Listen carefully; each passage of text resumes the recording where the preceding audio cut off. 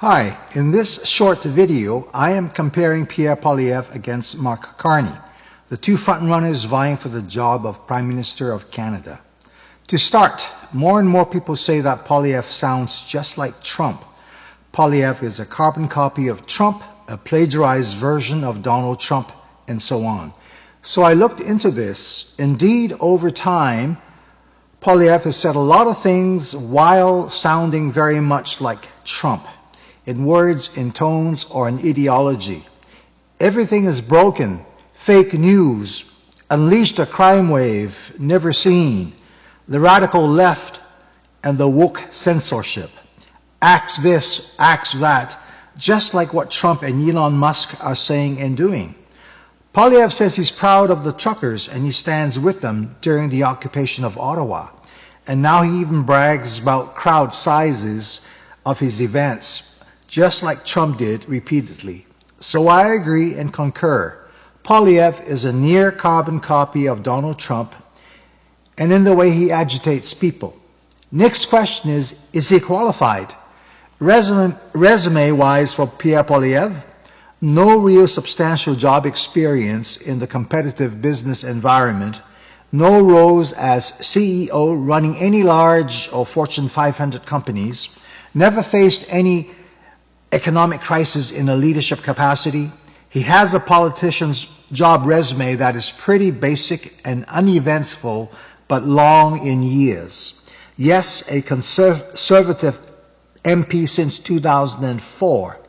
Now, a few days ago, Harper announced he endorses Poilievre over Carney, while Harper himself personally selected and hired the most competent person, Mark Carney, to be the governor of the Bank of Canada to tackle Canada's economic crisis starting in 2008. And in contrast, Harper only gave Poilievre minor ministerial and parliamentary secretary roles while Harper was Prime Minister. These facts on record speak for themselves and for your comparison. Please Google. What notable things has Poilievre done on record?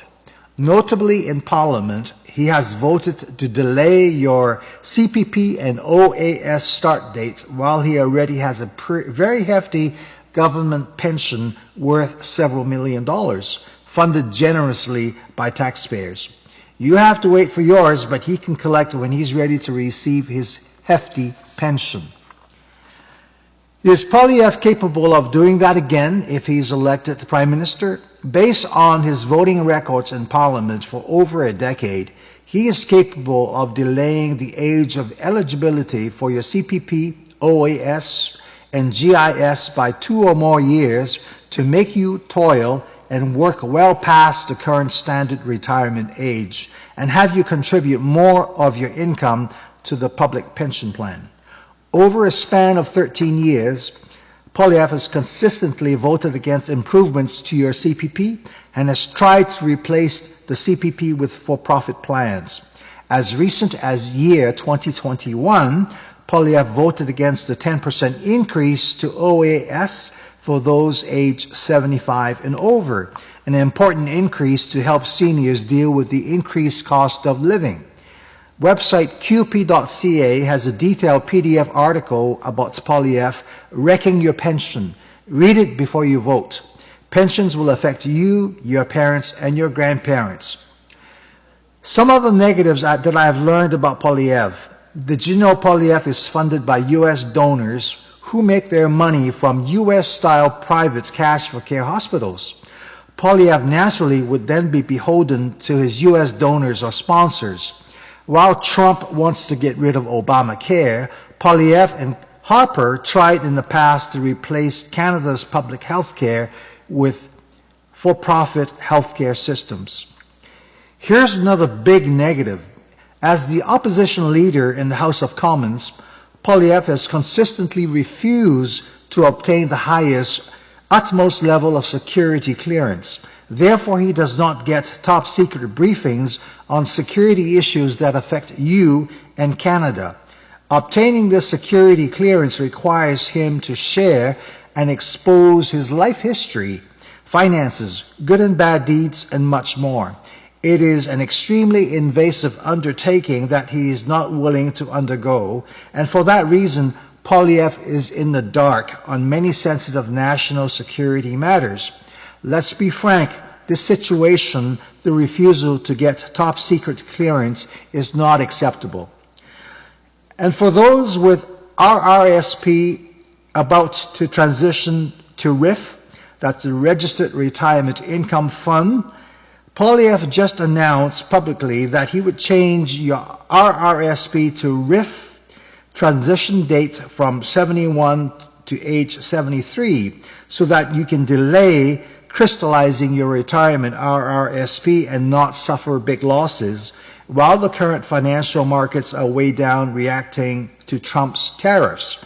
This appears to be fear or scaremongering to get your votes. Well, how so?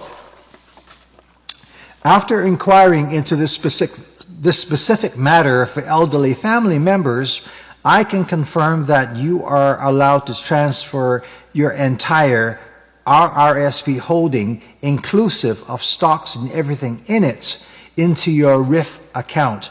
And you can sit tight and wait for your stocks to recoup and appreciate in value as your stocks and investments rebound and grow older with you. There is really no need to change 71 to 73, and there is no need to liquidate or crystallize your RRSP at age 71, taking unnecessary financial losses because of Trump or Poilievre's proposed policy, unless you want to cash out for specific or personal reasons. Go to your Royal Bank Investment Center and talk to a RRIF specialist to learn everything about RRIF. Well, if I cannot trust Poilievre to handle my RRSP account, then I certainly doubt that Poilievre has the expertise, knowledge, and abilities to handle the complex federal budgets of a G7 country like Canada. Well, what about Mark Carney? His resume includes the Governor of the Bank of Canada, managing Canada's major economic crises from 2008 to 2013, when Harper then selected the most competent amongst many other qualified persons for that monumental task. Then Carney became the Governor of the Bank of England, managing the huge and complicated Brexit crisis plus transition process from 2013 to 2020, acting again in high-profile leadership roles during major economic crises of our times. Proven success in the real world of banking and finances and economic policies management, and success in the upper echelon levels of business. Carney has the skills and experience that Canada needs right now to face off against Donald Trump.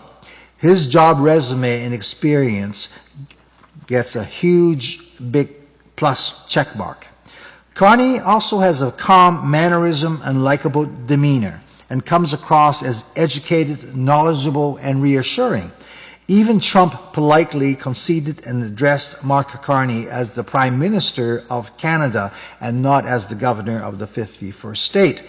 So that's another plus and a sign that even Trump showed respect. Carney does lack political savvy. He's a new politician and he is not smooth and greasy like Poilievre.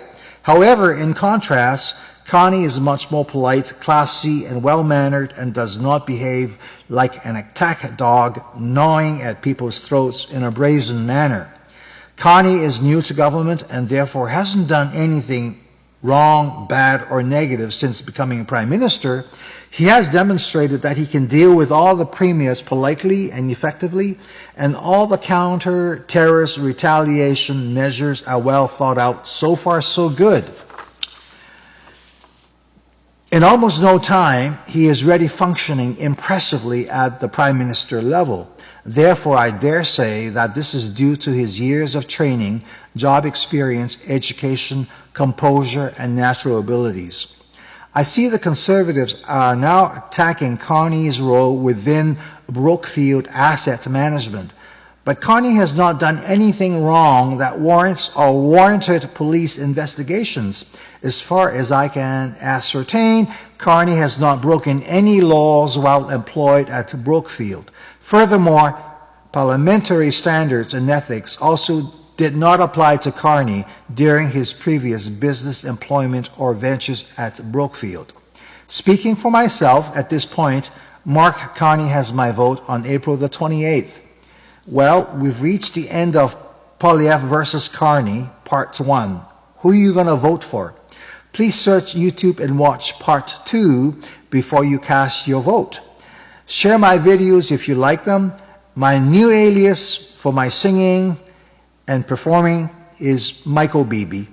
I'm an engineer by profession and a pop and jazz singer by passion. See you again soon. Thank you for watching.